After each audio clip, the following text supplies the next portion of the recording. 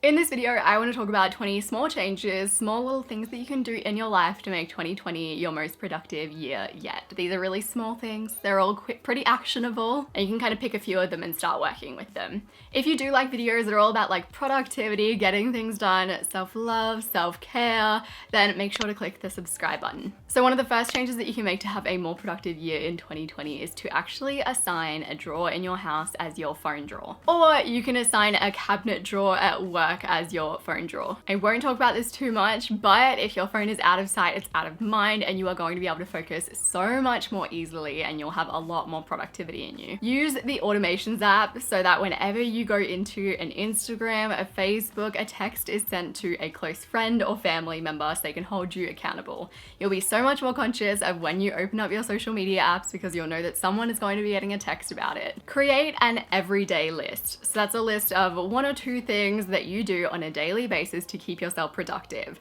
It could be that you answer all of your emails in the afternoon, or you write your to-do list for the next day. These are like the top habits that make you the most productive version of yourself. A lot of the time, they're just like really small things. Create a self-compassion journal for yourself. So every time you start to beat yourself up about not getting enough done, or not meeting a deadline, or not being productive enough in general, you can visit your self-compassion journal. It'll create a more compassionate way of living towards yourself and towards others, and you'll also be more productive because of it. If you're interested in the topic of self-compassion, I have created a whole video about it so you can dive deeper into like what to put into your self-compassion journal. So I'll have a link to that video up here and down below. Create a really productive and inspiring desk by doing like a deep clean, declutter. I actually created a video, it was a while ago now, on creating an inspiring and productive desk. If you're interested in that, I'll have it linked up here and down below. You just want to make your desk really nice, really organized, and really easy to sit at and start doing work at. The less friction between you and doing the productive things, the better. Set your tech and your lights to go off at a certain time at night. If you want to be way more productive,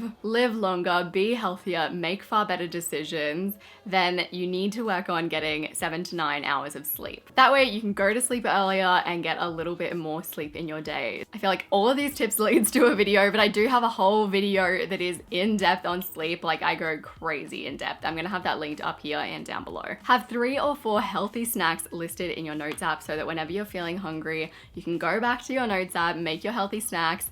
It'll make you way more productive because you're actually fueling yourself with the right things to keep your mind going throughout the day. When you get out your mug for your coffee in the morning, stack on another habit of getting out a glass and fill that glass with water. You can do it in your waiting time while you wait for the kettle to boil. After so many hours of not having any liquid in your body, you're dehydrated, and if you don't drink some water, you're going to feel sluggish, you might feel anxious, all of those things will affect your productivity. Set up your Google Home, your Alexa, your Siri, so that at a certain time of day, a 20-minute timer goes off. So at 5:30 p.m., you get home from work, your 20-minute timer goes off, and when it goes off, do a 20-minute tidy. We love a 20-minute tidy. When you wake up in the morning the next day, you're going to feel so much more productive because your house will be clean and clear. You'll just walk out and be like, yes, like everything is set up for me to start being productive. It's such a better feeling in the morning. Get blue light blocking glasses or actual glasses so that when you're sitting at the computer, you're not getting fatigue or a headache, and you're more productive because of it. Give yourself like a day a week or a day a month to focus on the planning side of things. I think so many people, when they think productivity, they think, yep, lots of planning, but then they end up not doing the doing. We're all guilty of it. But if you restrict yourself and say, I can only plan on these days, you can stop yourself from doing all of this over planning and start actually taking action. Create checklists and templates for everything that you do regularly in your life. So if you send a lot of emails, create templates. That way you don't have to say the same thing over and over again. If you're a photographer, maybe you have a template that you can create for your customers so you don't have to ask the same questions. There's so many ways that checklists and templates will make your life easier. Time block your days the night before. So I used to be really against time blocking, or not against it, but I was like, personally, it doesn't really work for me. However, what I've found is that if I time block the night before, I'm actually far more productive the next day. For the rest of the year, trial out to-do apps to find out what the best to-do app is for you before 2020. That way, when 2020 kicks off, you don't go down like the rabbit hole of trying to find the perfect app. Force yourself to make a decision before the next year. Have a not to do while working or studying list. So for me, that would contain checking Messenger too much and going over to my email when there's absolutely no need, just in case there's an amazing opportunity that comes my way. Set a tab limiter when you're in serious work mode. So you can download these in the Google Chrome like extensions shop, and you can limit yourself to like 2 or 3 tabs when you're in serious work mode so that you're not just opening tabs unnecessarily. Because that's a bad habit that I find myself getting into. I'll have like 1 tab open, it'll be my writing tab,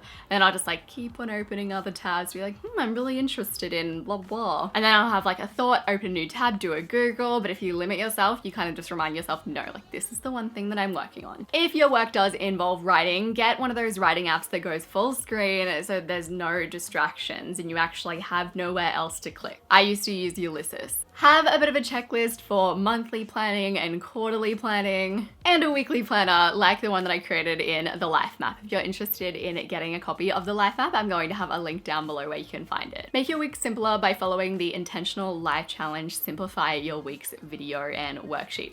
That's like an intense challenge, so if you're going to go through the videos, you kind of do need to have the worksheets printed out in front of you as you watch the videos. I've had some amazing feedback about that challenge. Figure out what your keystone productivity habits are. So they might be those 2 that we talked about earlier in your everyday list, and then make them as easy as possible for yourself to do. For example, they could be daily cleaning, daily meal prep, daily to-dos. These are the things that when you do them, you are just the most productive version of yourself. And everyone has these things. Like, you're going to have things in your life and you know that when I do that, I am a better person because of it, or more productive person because of it. Then you want to go back to those 3 questions that I always ask about habits. So how can I make this easier? How can I make this more likely to happen? And how can I make this more appealing to do? So I talk more in depth about those 3 questions in my How to Create Your Happiness Plan video, which comes alongside a worksheet and everything as well. I'm going to have that video linked on the screen, and I will have it linked down below if you want to go a little bit more in depth on creating your happiness plan, but also those 3 questions and how they can help you to form better habits for 2020. Another video you might like if you like this video is my video on 20 small changes to make for a happier 2020. So I'll have that link down below as well.